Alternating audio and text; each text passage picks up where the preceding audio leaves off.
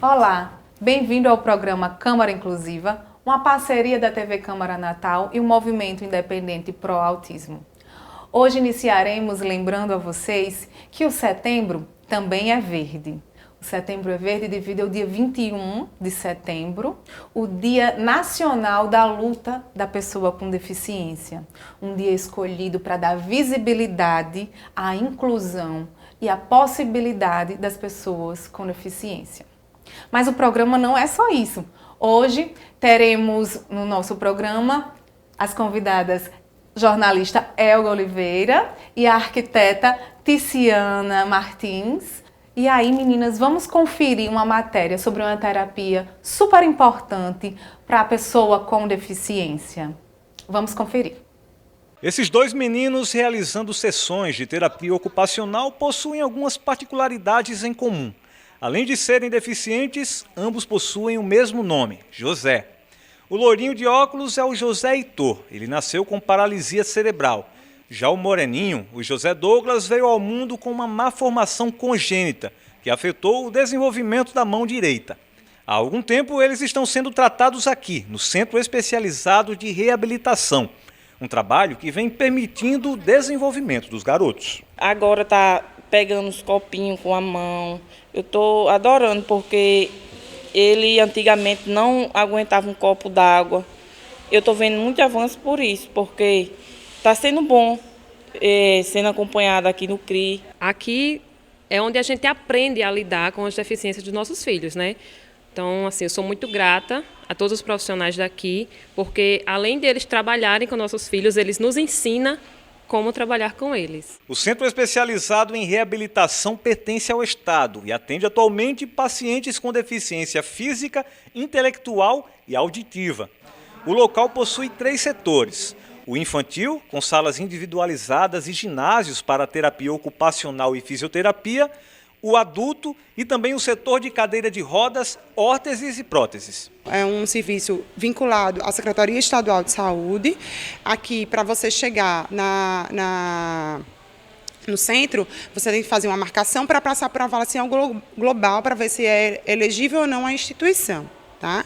E aqui, quando o paciente chega, ele tem todo o aparato ambulatorial e de reabilitação. Vai de acordo com a necessidade desse paciente. A terapia ocupacional é a área da saúde que promove a prevenção, o tratamento e a reabilitação dos pacientes. Aqui no centro especializado, 7 profissionais da área são encarregados de realizar esse trabalho. A gente sempre foca as atividades como recurso. A atuação desse paciente no seu dia a dia, a desenvoltura dele quanto à independência funcional na prática das atividades de vida diária. A cada 5 crianças que passam pela triagem por aqui, 3 ou 4 apresentam um transtorno do espectro autista, uma deficiência que prejudica a atenção e o relacionamento com as pessoas. Para estimular o desenvolvimento desses pacientes, por aqui é desenvolvida uma atividade chamada integração sensorial. Usamos recursos da integração sensorial. Então, a gente sabe que uma criança com TEA tem a questão do barulho, do estímulo visual, do estímulo do tato, do olfato. São os órgãos sensoriais que estão com distúrbio. Então, a gente teria que ter uma sala mais apropriada para intervir com essa criança. Então, no momento em que a gente não tem essa sala, a gente vai se adaptando com a família, com a mudança e orientações dos hábitos de casa, de como é o domicílio dessa criança. A terapia ocupacional está entre as 10 profissões mais procuradas do mundo. Por aqui a demanda de pacientes que necessitam do trabalho desses profissionais é grande. Só que mesmo assim, há 7 anos, as faculdades e universidades aqui do estado não estão oferecendo mais o curso. Nós não temos hoje uma faculdade, universidade que está formando novos profissionais e a demanda a gente está vendo que está cada vez mais alta e a gente não sabe até quando os profissionais vão comportar essa necessidade. Pois é, gente, a terapia ocupacional é uma terapia muito importante para a habilitação e a reabilitação da pessoa com deficiência. Pena que o investimento nessa terapia é muito pouco. Podemos observar também a falta do estímulo, a falta da terapia ocupacional com integração sensorial tão importante, não é, Elga? Muito importante. Inclusive, uma das coisas que mais me chamou a atenção quando o Caio começou a apresentar os sintomas do autismo foi justamente essa sensibilidade tátil. Ele não queria mais pisar na grama, ele não queria pisar na areia, ele deixou de comer, ele tinha aversão a alimentos. E quando eu fui estudar, né, porque a mãe de primeira viagem nisso, ela consulta o Dr. Google, né, logo. E quando eu fui ver lá as características, falava sobre integração sensorial. Nem sempre aquela pessoa que você encontra na rua, no shopping, lá desregulada, gritando, se machucando, significa que essa pessoa é mal educada. Muitas vezes essa pessoa está desregulada sensorialmente. Antes de oferecer a ela o seu preconceito, o seu comentário maldoso, ofereça ajuda. Pergunte à família, pergunte a ele como ajudá-lo. Assim vai reduzir aquela desregulação e ajudá-lo a voltar ao seu normal com mais facilidade. Ofereça apoio, que com certeza é o que naquele momento aquela família está precisando. Então, Elga, você falou aqui sobre os seus estudos, né? Até descobrir que o Caio tinha essa questão sensorial. Mas fala um pouco pra gente, como foi? Então, Caio teve um desenvolvimento considerado típico, né? Ele, até mais ou menos 1 ano, ele desenvolveu como uma criança neurotípica, ele falou no tempo certo, ele andou no tempo certo, ele balbuciou, ele tinha contato visual com todo mundo, ele interagia, ia para o braço de todo mundo, até que por volta de 1 ano e 2 meses, 1 ano e 3 meses, ele estava numa creche meio período, e um dos motivos de eu ter escolhido aquele lugar para ele ficar meio período é porque eles faziam uma introdução alimentar natural, e eu queria isso para ele. E Caio era a criança que aceitava tudo, comia todas as frutinhas, aceitava pastoso, aceitava tudo. E num determinado momento começou a rejeitar. E aí a nutricionista da creche me chama. Elga, ele não está querendo comer mais. Aí eu falei, em casa eu estou sentindo um pouco de dificuldade e tal. Aí ela, vamos tentar algumas estratégias. E daí ele só piorou.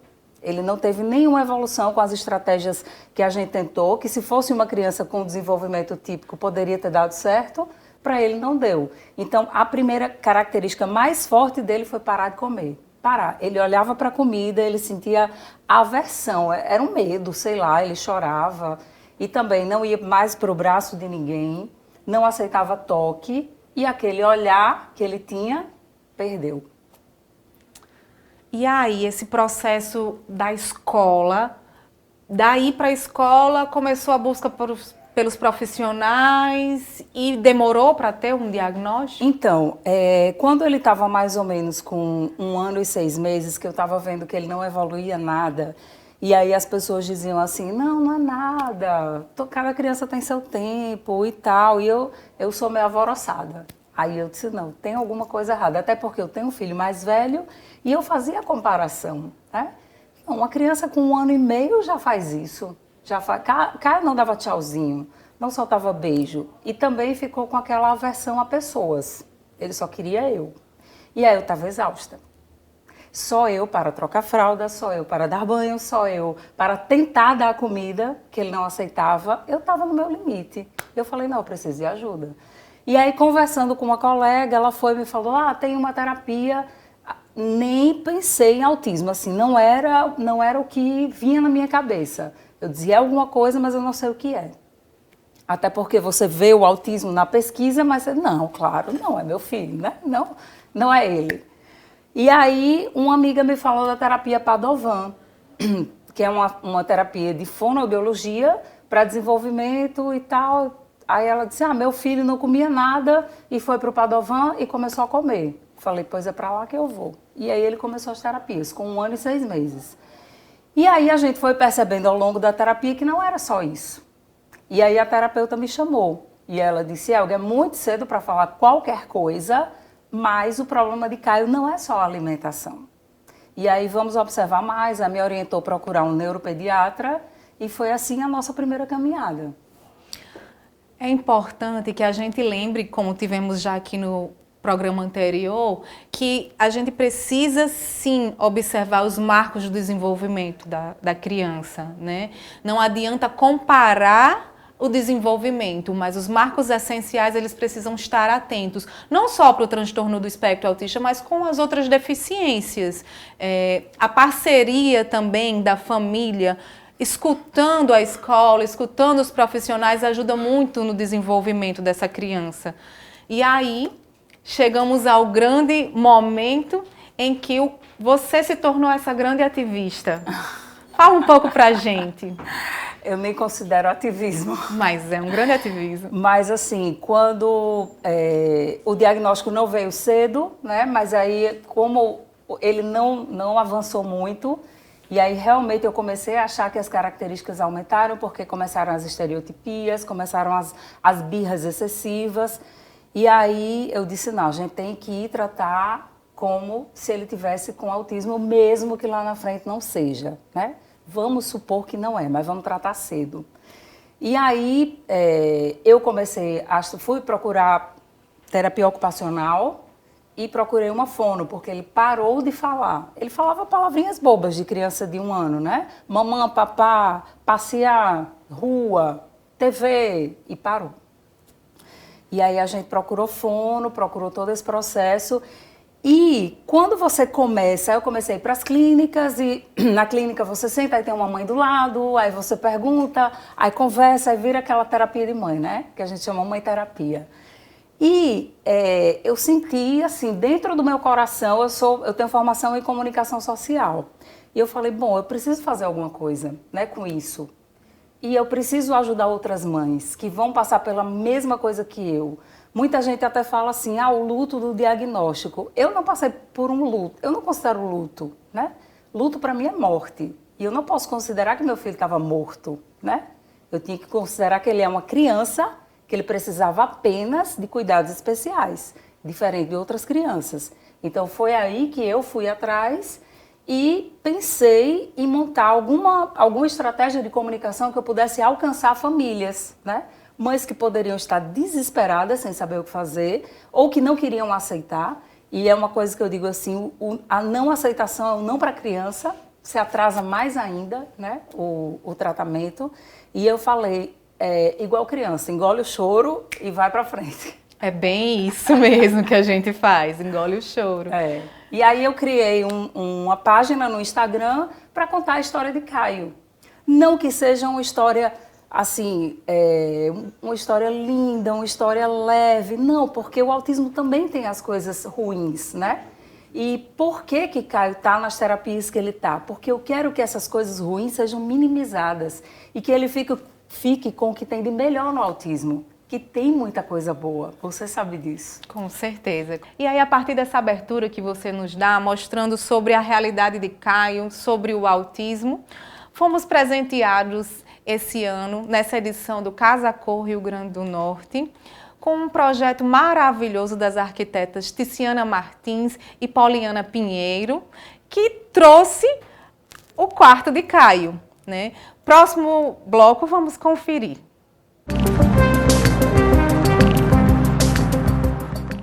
Mais de 50% das crianças do 3º ano do ensino fundamental não entendem o que leem. E só a educação pode mudar isso. A gente aprende as letras muito bem. Qual é a que parece uma casa? O A. Qual que parece um raio? O Z. Se você não for à escola, você não vai saber. Para aprender a ler, precisa estudar bastante. Ajude a LBV a tornar real para milhares de crianças a oportunidade de melhorar a leitura.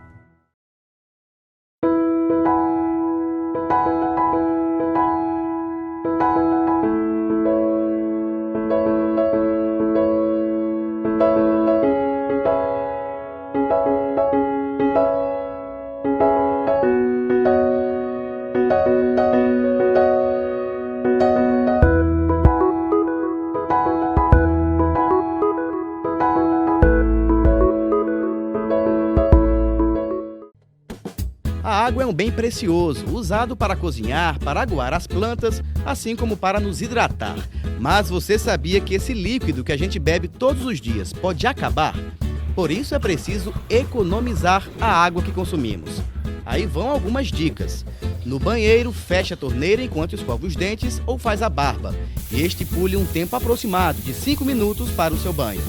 Na cozinha, feche a torneira enquanto ensaboa a louça e só volte a abrir quando for para enxaguar. E na parte de fora da sua casa, use um balde para lavar o carro e a calçada. O uso de mangueira aumenta o desperdício de água.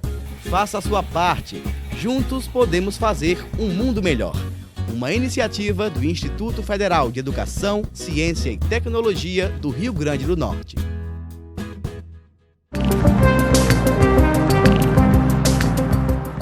Estamos de volta com o programa Câmara Inclusiva, uma parceria da TV Câmara Natal e o Movimento Independente Pro Autismo. Continuamos agora com a jornalista Elga Oliveira e a arquiteta Tiziana Martins e vamos falar sobre um outro nicho do mercado, que é a arquitetura e essa visibilidade da acessibilidade e da inclusão. Então, Tiziana, o Casacor trouxe uma nova proposta, né, sobre inclusão, e aí foi o quarto de Caio, inspirado em toda a história. Como foi que surgiu essa ideia? Então, como uma das colunas da Casacor esse ano era a afetividade, né, no Planeta Casa, a gente recebeu o convite para fazer um quarto de uma criança. E aí, como eu tinha passado um final de semana anterior ao convite com Elga, e participei do dia a dia dela, vi como é que funcionava Caio, né, como era o carinho, eu me sensibilizei e resolvi fazer um quarto diferente, resolvi fazer um quarto adaptado para Caio, para todas as suas necessidades.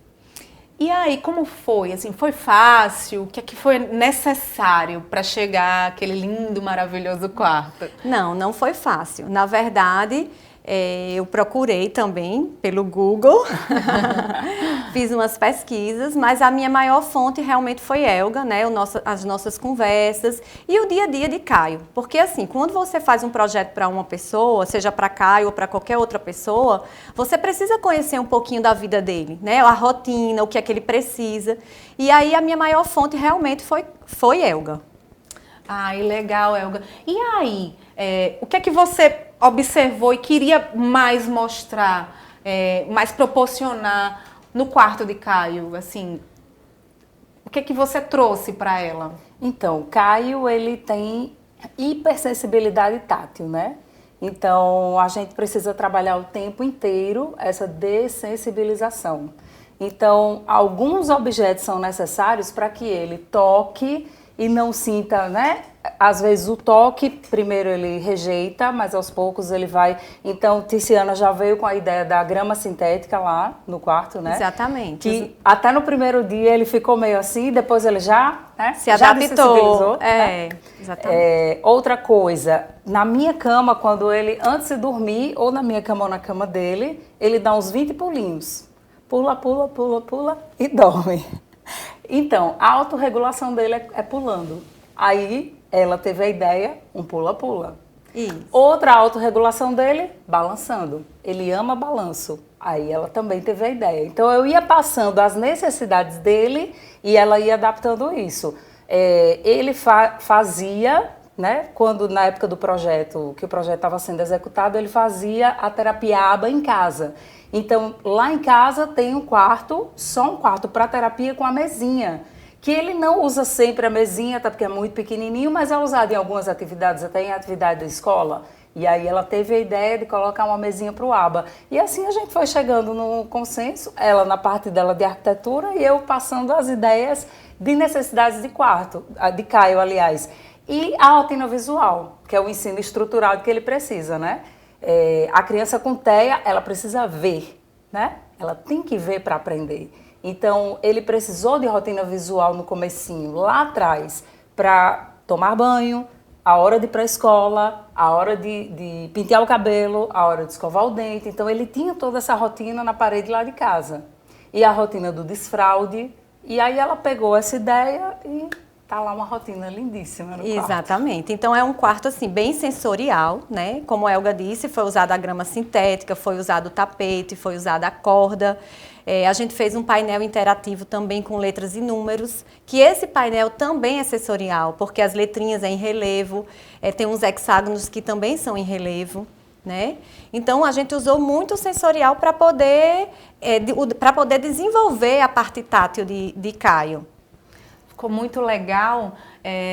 E também importante não só para as pessoas com deficiência, no caso do transtorno do espectro autista, uma rotina ali visual, vai ajudar muito aquelas pessoas também que têm, por exemplo, hiperatividade, né? Sim. Então, pensando não só no transtorno do espectro autista, mas em toda aquela questão, as outras deficiências que também têm uma hipersensibilidade, ficou muito lindo, ficou especial, né? Acho que todo mundo que visita quer o quarto do Caio para se regular, né? E fala um pouco mais sobre o Casa-Cor, sobre a acessibilidade, sobre como funcionou. Isso, a Casa-Cor, ela tem uma parte de acessibilidade muito forte, né? Inclusive, existem outros ambientes. E eu acho que o ponto forte realmente é a questão do tablet, né? Hoje, por exemplo, se um cego quiser visitar a Casa-Cor, ele é todo guiado pelo tablet. Então, é como se ele estivesse vivenciando cada ambiente através do som, de música, de narração. Então, ele consegue sentir e perceber tudo, né? Sem necessariamente estar vendo. Ai, que legal, muito legal essa nova maneira de trazer a inclusão para a pessoa com deficiência e proporcionar que todos sim possam ter aquela possibilidade de desenvolver e participar, não é isso? Isso, Antes de terminar, né, como foi a sua experiência, né, o que é que você traz para a sua profissão agora, o que é que você acha, um recado para os novos profissionais? Fala um pouco pra gente. Pois para mim eu acho que foi muito gratificante, né, esse trabalho. Eu acho que é isso, um ambiente ele sempre tem que ser adaptado para as pessoas que vivem nele, né, que vão morar nele. Então, assim, eu cada vez mais tenho a certeza que como Planeta Casa, tema afetividade, né, a gente tem que procurar viver melhor e se sentir melhor naquele espaço. Muito obrigada. E você, Elga, mãe, jornalista, ativista. Aproveito agora para perguntar, né, como fã, qual é o seu sonho como mãe, como ativista? O que é que você espera? Então, eu espero que a história de Caio sirva de inspiração para muitas mães, para dizer que existe vida pós-diagnóstico, né? E que o seu filho que foi diagnosticado ou que vai ser diagnosticado com autismo, ele é uma criança como outra qualquer. Ele vai brincar no parquinho, ele vai ser inserido na escola, você vai contratar um arquiteto e fazer um quarto especial para ele se sentir bem, para ele se autorregular. Então, qual é a dica que eu dou? Seja leve. A mãe passa muita emoção para o filho. Então, o seu olhar de preocupação trava o seu filho. E o seu olhar de amor e fraternidade e carinho faz com que ele entenda o transtorno que ele tem, que não é simples, mas que pode ser simplificado pelo amor dos pais. Obrigada, Elga. E no próximo bloco conheceremos a história de Ivan Baron, uma pessoa com deficiência que tem uma linda história para compartilhar com a gente. Fique aí.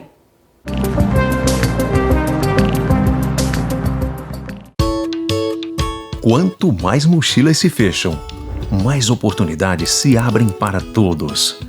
Sua colaboração não financia só mais um caderno. Quando você doa, dá a chance para milhares de crianças e adolescentes continuarem estudando. Colabore e veja como você constrói essa história. lbv.org/nota 10. Proteger a infância é acreditar no futuro.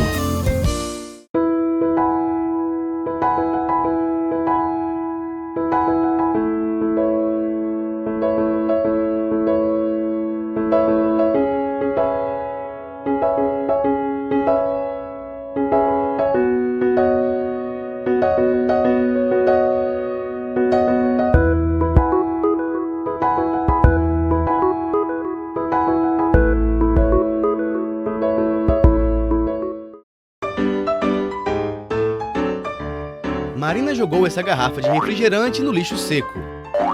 A garrafa foi apanhada pelo catador João e transformada nesse pote de iogurte. Maurício comprou, bebeu o iogurte e jogou o pote no lixo seco. Aí veio o catador João e ajudou a transformar o pote de iogurte em sacola plástica. Vovó Irene usa a sacola para levar as compras para casa. Depois de usada, a sacola foi para o lixo seco. E junto com outras sacolas, se transformou em mais uma garrafa PET. Você pode fazer o mesmo. Separe o lixo úmido do lixo seco e ajude a construir um mundo melhor. Repense, reaja, recicle. Uma iniciativa do Instituto Federal de Educação, Ciência e Tecnologia do Rio Grande do Norte.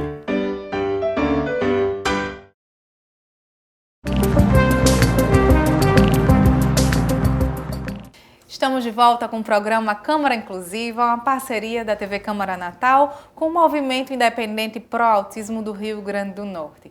Agora falaremos com um convidado muito especial, Ivan Baron, influencer digital.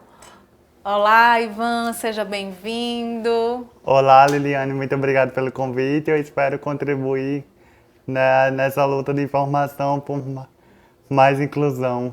Ótimo, Ivan, com certeza. Então, Ivan, fala um pouco sobre você, sobre a sua deficiência. Bom, Liliane, eu nasci como uma criança normal, mas aos 3 anos de idade eu tive uma doença chamada encefalite. Essa doença causa inchaço no cérebro, deixando como sequela a paralisia cerebral. E como eu era o primogênito dos meus pais, o primeiro filho, logo bateu aquele desespero. Mas a minha mãe, com muita fé, não deixou de se abater e não deixou que um laudo ou qualquer médico pudesse limitar toda a esperança que ela tinha em mim. Estudei em escola regular. Importante frisar que a gente não pode deixar que hajam mudanças nas políticas educacionais com esse governo federal que quer retroceder todo o processo de inclusão que conquistamos com as crianças com deficiência intelectual físicas. Então, nessa escola regular, a importância da escola regular, né? De estar incluído e inserido. Como foi para você? Você sofreu bullying? Eu acredito que com ou sem deficiência todos estamos sujeitos a sofrer bullying. Mas o problema está nesse processo de empoderamento da criança. Quando você é guiado pelos seus pais, sempre meus pais me contaram a minha história, contaram porque eu era diferente. Que diferente todos nós somos, mas eu tinha algumas necessidades físicas específicas. Eu não sofri aquele bullying porque eu não me deixar abatido por aquela violência. Mas eu acredito que muitas pessoas com deficiência como a minha sofrem por falta de conhecimento, por falta também de direcionamento dos pais, deles empoderarem as suas crianças a serem fortes, livres e aceitar que todos somos diferentes, porque qual a graça do mundo se todos fôssemos iguais?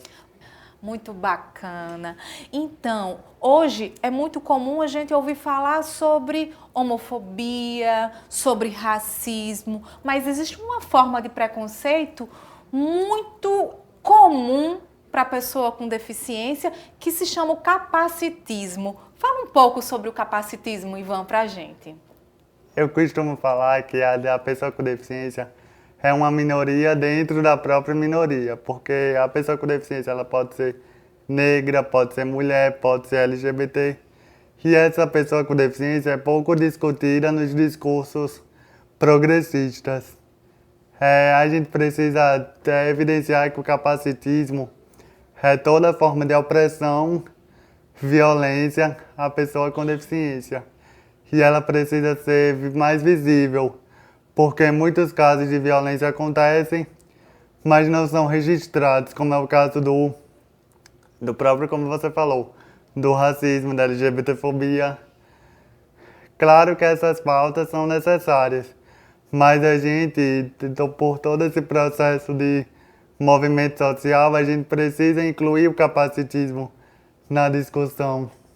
E aí esse capacitismo seria aquela ausência de mostrar que aquela pessoa com deficiência ela é capaz. Fala um pouco sobre você hoje como influencer digital, você está trabalhando, como é que é esse processo aí?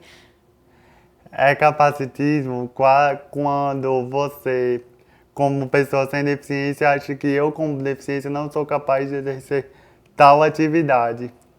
E eu me apropriei das redes sociais justamente para dizer que sim, eu posso. Por mais que eu tenha minhas limitações físicas, mas quem é que não tem limitação? Todos nós somos deficientes.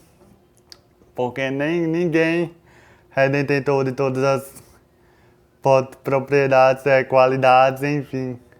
Então é importante você aí de casa prestar atenção. As pessoas com deficiência, elas são capazes sim, do mesmo jeito que eu, que você. Eles só precisam de uma oportunidade. Essa oportunidade sendo dada, vamos ver maravilhas, não é isso, Ivan? Hoje você trabalha?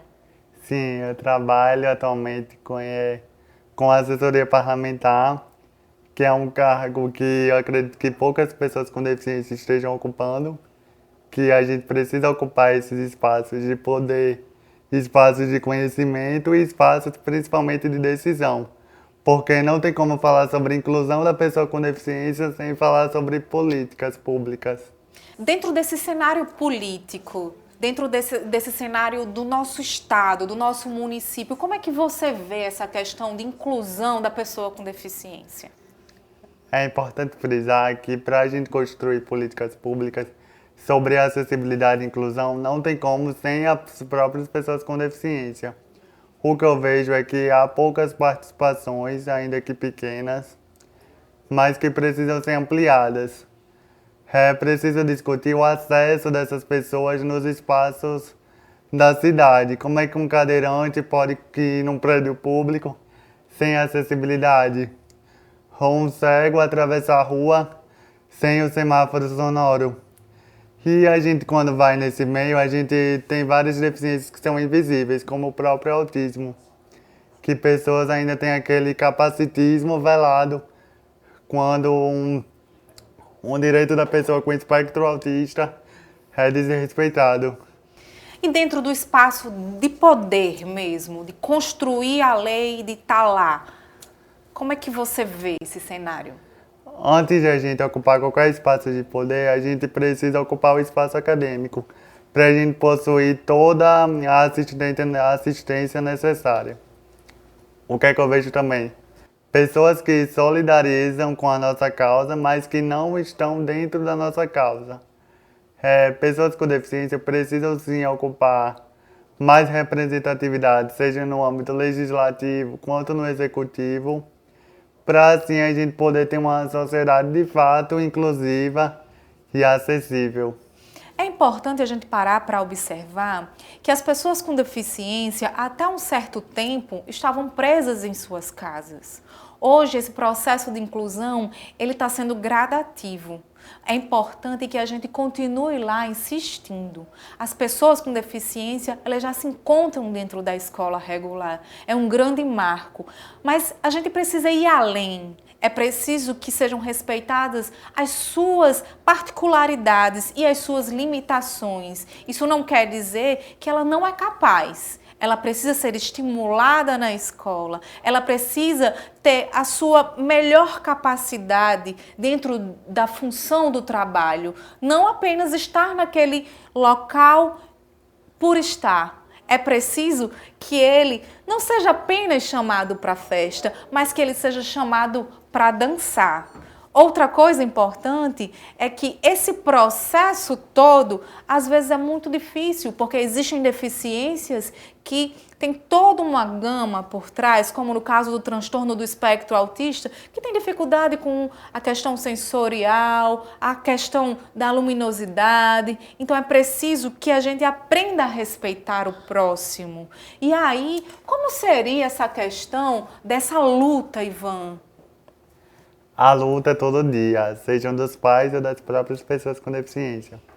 Agora o momento é de buscar mais representatividade, sejam até mesmo nos espaços de poder ou na mídia. Porque é muito comum a gente desde pequeno, está numa mídia que não nos vemos representados. É muito difícil ver um personagem com deficiência, um ator, uma atriz que estejam dentro do segmento. E a gente sempre busca uma pessoa perfeita. E daí é que saem muitas vezes casos de depressão, de bullying, pela criança, que não tenha uma parte do corpo não se sentir representada e não querer mais aquele convívio social. É isso aí mesmo, Ivan, mas a gente tem que parar para lembrar também que esse processo de inclusão é um processo gradativo, mas já temos há um bom tempo grandes nomes no esporte, por exemplo, o pessoal da SADEF, do Estado, aí foram maravilhas no Parapan, temos o Clodoaldo, que sempre fez um nome maravilhoso, mostrando que é capaz dentro do esporte, e agora precisamos ir mais além, mostrar que é possível estar no mercado de trabalho exercendo aquela função específica que você tem a capacidade e não apenas estar ali por estar, não é isso? Eu acho super importante a gente ganhar medalhas no Parapan, apoiar a SADEF, que é uma associação de esporte, mas também se sentir representado em todos os espaços, seja na mídia, no mercado de trabalho. No mercado de trabalho, nem sempre ocupando a posição inferior, mas também superior, porque é muito comum no mercado de trabalho oferecer sempre a vaga mais baixa para a pessoa com deficiência, com o objetivo apenas de preencher cotas e não levar aquele processo. A gente também pode parar para nessa boa discussão, né, a nível acadêmico, as dificuldades da escola, as dificuldades da universidade em abraçar essa causa do autismo, essa causa da deficiência, de entender a pessoa com deficiência. Como é que você vê esse espaço das universidades, dos IFRNs? Você acredita que está mudando alguma coisa? Bom, eu sou estudante do 6º período de pedagogia e a gente evoluiu muito no processo de cotas. Porém, do que adianta a gente implantar tantas cotas para alunos com deficiência, se quando esses alunos com deficiência, quando entrarem nas universidades federais ou institutos, não possuírem a estrutura necessária? Eu digo por mim, que possuo deficiência física, será que eu estou apto a estudar na UFRN? Que a infraestrutura não é lá essas coisas de acessibilidade? Ou se um aluno surdo terá o apoio pedagógico, um aluno autista que precisa do monitor para adaptar suas provas de acordo com as suas necessidades intelectuais. A gente precisa fazer essa pergunta. A gente coloca alunos com deficiência nessas universidades e institutos, mas também é necessário garantir a sua permanência, porque a entrada não é só o suficiente. E aí já conversamos sobre todo o universo aqui e fala um pouco mais sobre a sua história, sobre os seus desejos. Qual o seu sonho? Eu, como jovem que milito nesses movimentos sociais, tenho um sonho que acredito que não seja só meu, mas que de todos, que sonham em que mulheres sejam mais livres, negros empoderados, os indígenas mais respeitados, a população LGBT continue viva. E, por último, não menos importante, que as nossas pessoas com deficiência sejam de fato incluídas na nossa sociedade. E isso depende de reais condições de acesso à saúde, educação, lazer. E assim teremos um mundo mais justo e para todas e todos. Obrigada, Ivan Barão, assessor parlamentar, influencer digital, estudante de pedagogia. Muito obrigada por nos mostrar e nos dar uma aula de que sim, é capaz. Precisamos dar oportunidades às pessoas com deficiência. O Câmara Inclusiva fica por aqui, por hoje é só, e não percam o próximo programa.